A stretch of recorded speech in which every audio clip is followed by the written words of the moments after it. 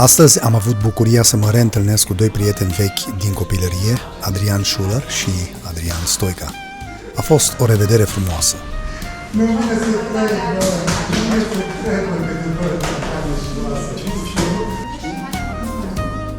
Ne-am întâlnit la o cofetărie din Sibiu, unde am servit o prăjitură gustoasă homemade.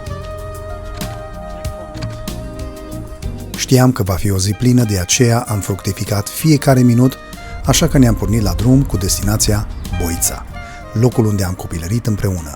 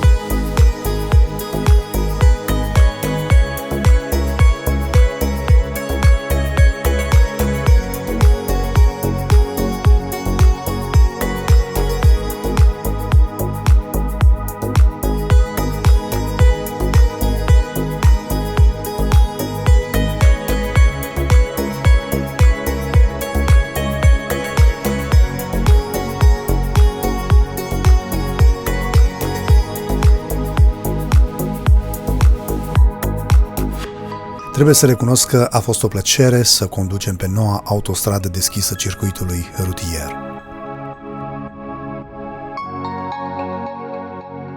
Boița se află undeva la 23 de kilometri de Sibiu. Este un loc desprins din povești, cu un aer mioritic. Situată la poalele dealurilor Cindrel, comuna Boița se laudă cu o configurație urbanistică la standarde europene și trebuie încadrată în lista obiectivelor turistice. Este un loc încărcat cu multă istorie, iar oamenii gospodari de aici dau frumusețe acestui loc. Aș putea spune că de aici se deschide poarta spre Transilvania.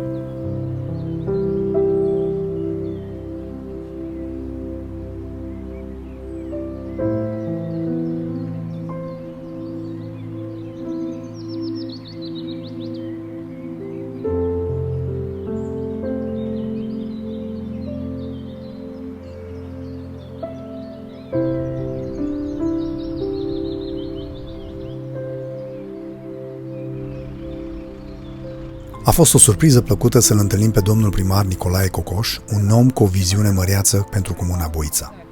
Drumuri asfaltate, clădiri recondiționate, altele noi construite, îmbunătățirea sistemului de învățământ sunt doar câteva dintre ingredientele succesului mandatului său de primar, iar pentru aceasta îl apreciem și îi dorim spor în toate inițiativele și proiectele în curs de desfășurare.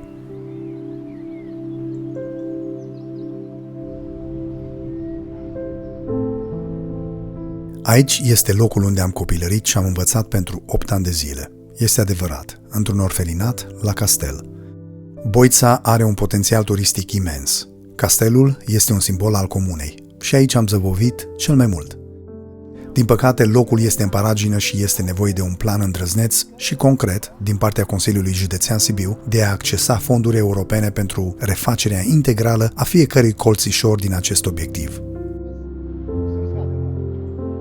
Spuneți, domnul Adi Schuller. Welcome to Boița! Începe aventura urbană aici la Boița.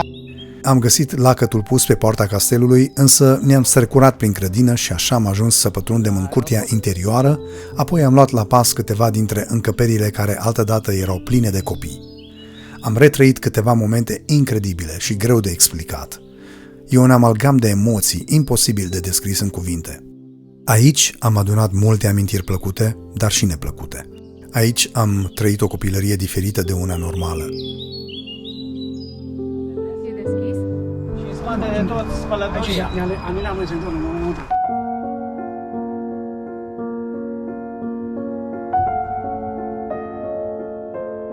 Aici era spălătorul care înainte ne spălam pe mâini. Suntem în sala de mese aici unde noi în anii 80 spre 90 mâncam mâncarea chioară a comuniștilor și cu porția. Cu ocazia asta aș vrea să iau câteva secvențe. Aici era bucătăria mare și în camera aceea se depozitau alimentele.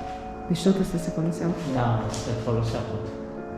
Deci aici? Înseamnă că ne dădea de mâncare la oamenii bolnavi. Aici venea mâncarea, știi? Venea fiecare cu, cum îi zice, cu farfuria și era la spălător. În camera era da, era aici. Okay, for my kids, and I will say it also in English so that my friends will understand that. I remember one night I was so hungry that I was just coming very slowly using that door, and I just found a slice of bread, and I knew that there were some leftovers. It was completely dark because I was hungry and I wanted to eat something.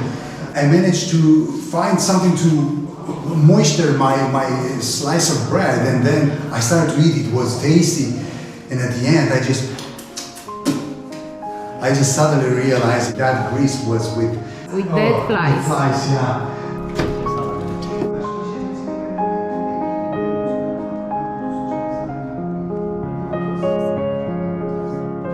Doamne, îți mulțumesc că ne-ai scăpat cu viață. Din păcate, generații după generații au trecut pe aici. Mulți dintre foștii noștri colegi nu mai sunt în viață. Alții se zbat să supraviețuiască. E greu să intri în viață fără niciun suport moral, emoțional sau financiar. Din cauza unei educații precare, mulți nu au avut o șansă la viață cât de cât decentă. Însă cu toate acestea, Dumnezeu este Tatăl orfanilor și am văzut în dreptul meu toată purtarea Lui de grijă. Astăzi am o familie frumoasă și binecuvântată din toate punctele de vedere.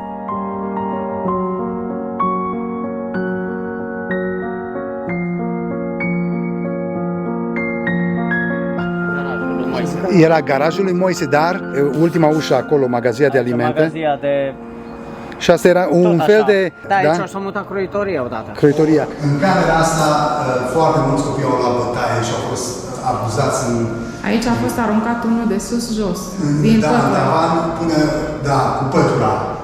Aici mai ții minte că domnul Sintion avea în camera asta, lui îi plăceau peștii în acvariu. Mai ții minte? Pe aici se intra la dormitoare.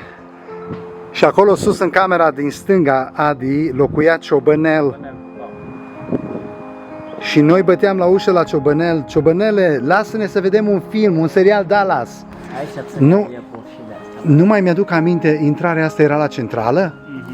Ăla era apartamentul domnului Moise. Mai vine un pic cu mine.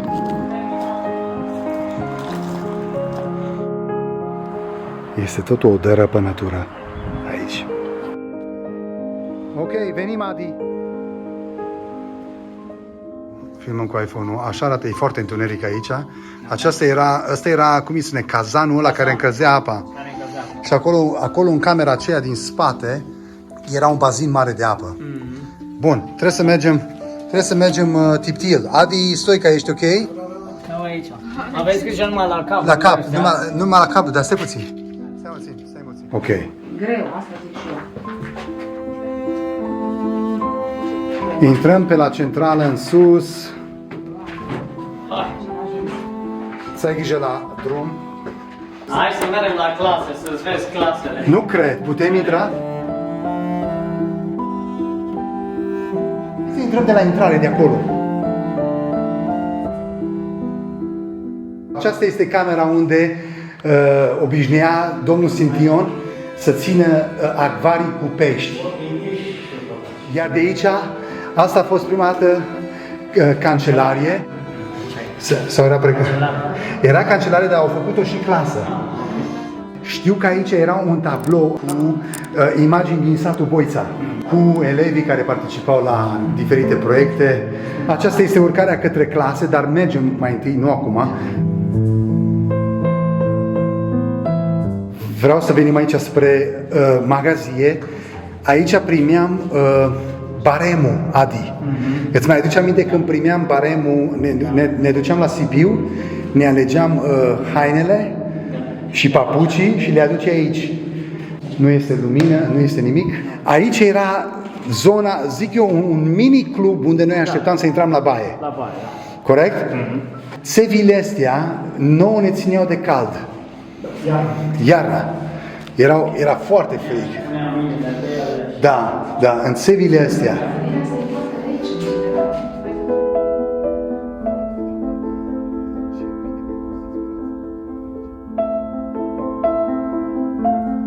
Aici e baia.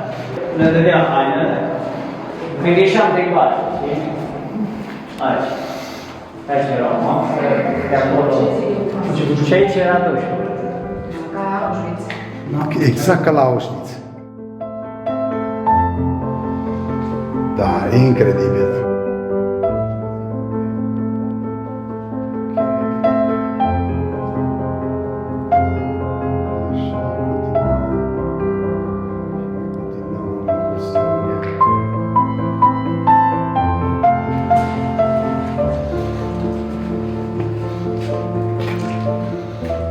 Eu vă mulțumesc mult pentru răbdarea care aveți cu mine, că știam de ce trebuie să ajung aici. Ok, continuăm să ieșim din holul băii, așa cum se numește? Da. Și aici mai oprim, facem o oprire mai puțin. Iar aici era o expoziție de poze, dacă ne poți spune, Adi? Alb-negru? Toate generațiile. Toate generațiile? Da. Wow! Ne continuăm incursiunea către clase. Aici era o intrare către dormitoare. Intrarea asta este către dormitoare. Aceasta este zona în care, dacă vă mai aduceți aminte, Adi, aici noi ascultam la pick-up povești. Ajungem în apartamentul domnului Moise. Asta este baia. Pe aici se intra la magazia de haine. Uite, încă mai este magazia de haine. Aici s-a întâmplat fenomenul cu acel carnet cu caietul. Aici, asta este.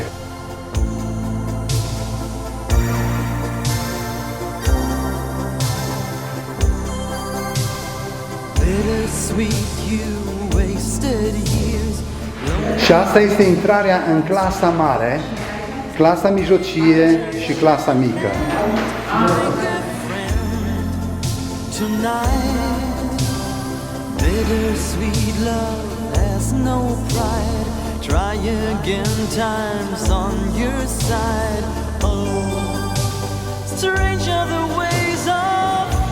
Dar mergem numai la un singur etaj, nu mai urcăm.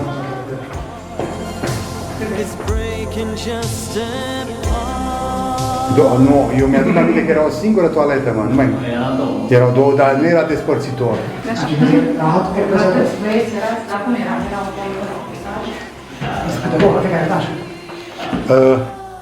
Ok, urcăm la etajul întâi.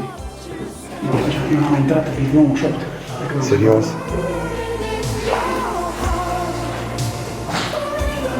Tu vezi că a rămas mirosul?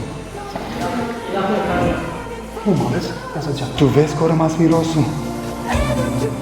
Doamne, ce emoții mă încearcă. Cred că aici era un fel...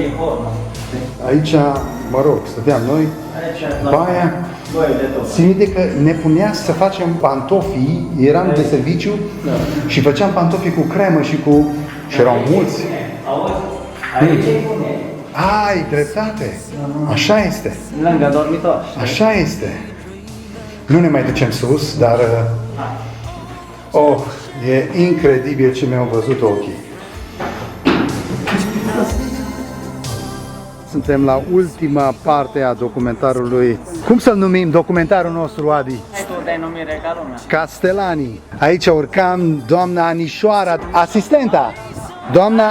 Vedea pe articol cine pleca în tabără și... Exact. Aceasta era infirmeria. Aici era prima cameră. Aici era cabinetul medical, unde ni se făceau controale. Și aici era o cameră mai mare. Mie mi-a plăcut tot timpul la infirmerie că era Eram un pic mai protejați de către cei mari.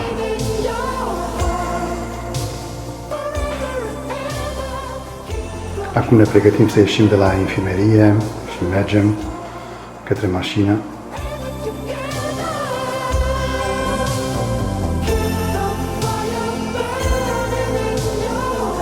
Adi și cu Corina s-au apucat de cules soc.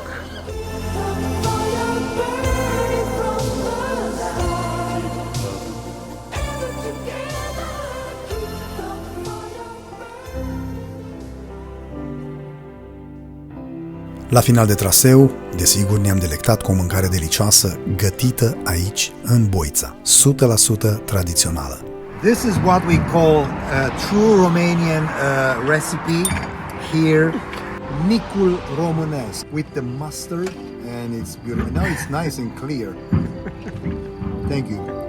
The story of my life is very plain to read. It starts the day you came and ends the day you leave. The story of my life begins and ends with you. The names are still the same, and the story's still the truth.